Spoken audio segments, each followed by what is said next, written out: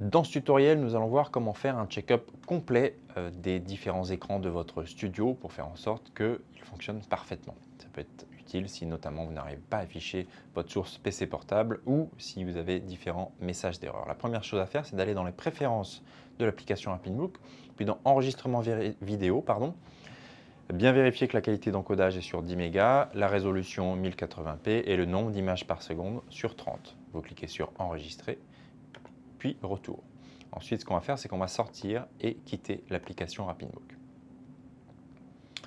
Ce qu'on va faire maintenant, c'est qu'on va vérifier les écrans Windows. Donc, on va faire un clic droit sur le bureau, paramètres d'affichage, puis on va aller dans paramètres d'affichage avancé.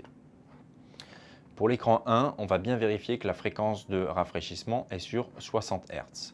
Pour l'écran 2, BMD HDMI, on va bien vérifier que la fréquence de rafraîchissement est sur 30 Hz. Si vous avez une autre fréquence de rafraîchissement, eh bien, il faut sélectionner 30 Hz.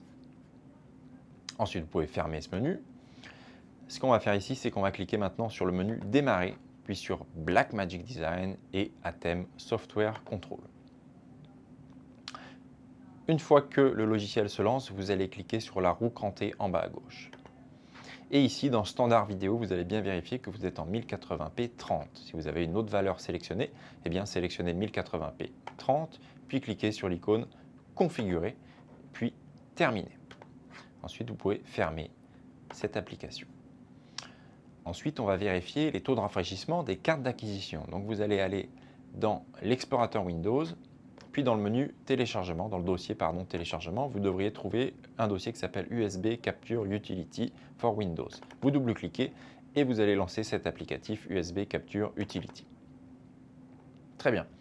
Ici, on a sélectionné par défaut USB Capture HDMI. Vous allez aller dans Advanced, puis dans Framerate et vérifier que vous êtes bien aussi sur 30. Si vous n'êtes pas sur 30, eh bien vous cliquez sur l'étoile et vous cliquez sur Save to Device, puis sur OK.